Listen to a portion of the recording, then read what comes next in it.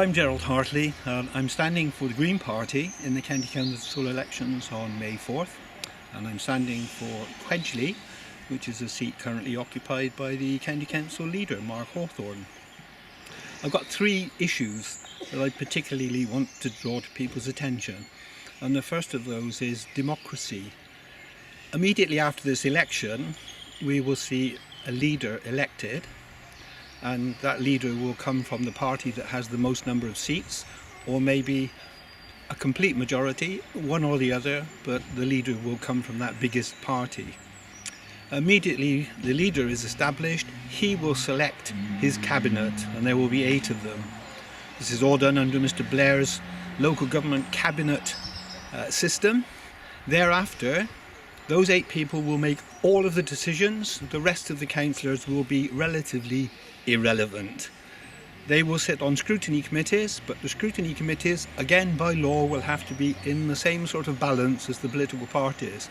So anything coming out of the scrutiny committees is likely to be very limited, and they cannot overturn, and the full council cannot overturn cabinet decisions. That's the way the law stands. So the Green Party's view is that we should go back to committees, as they have done in Stroud District, and of course Mark Hawthorne is very unlikely to agree with that. The second issue that I want to raise, which I think is hugely significant for councils, is privatisation. There's an assumption amongst Conservatives that private is always better. Now, if you're looking at the railways or electricity or gas or water or many other things, I think you might want to cast some doubt on whether that can possibly be true. Shareholders come first for companies. There's no escape for that, that's what the law says.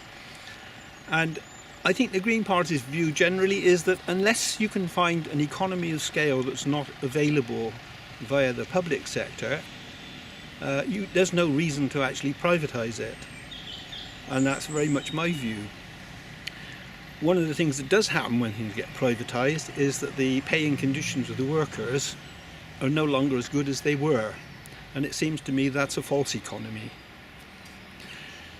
The other thing that's happening in privatisation is that the County Council's assets are being sold off. And they're being sold off in secret as well. There's currently a list of County Council property valued at about £60 million, which is being sold off, but we're not allowed to even know what's on the list.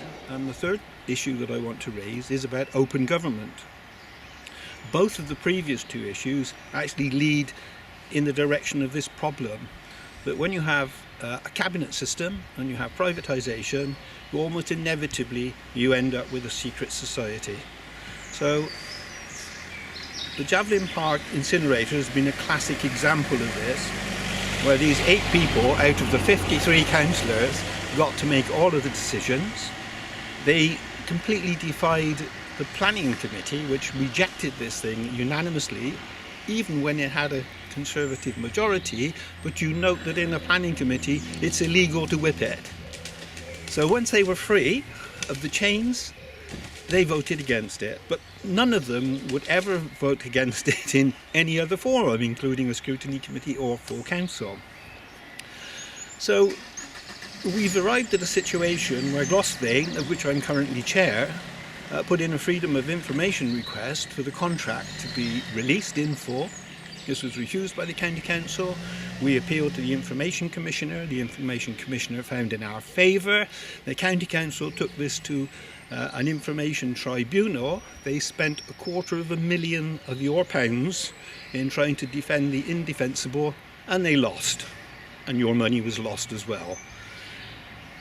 On top of this, not content, they managed to be inefficient enough to make a contract cock-up, an IT cock-up, which eventually meant that the contract was fully revealed anyway. So I think we're looking at a situation where we really need to address this huge democratic deficit, where there is no public accountability and no transparency in the County Council's dealings. And unless we can do that, we are never going to have a real say in all of the things that are really important to us, and that's solutions that we need for care facilities, where things have gone so badly wrong, we're not going to get to the public transport we need, which needs to be cleaner and more frequent, cleaner in terms of fuels. We aren't going to get to a point where we can argue to maintain existing roads, not build new ones. We aren't going to get the proper flood prevention, we aren't going to get the small, we're not going to get anything, because we're looking at a Tory monolith which just delivers the cuts that the government requires it to. End of story.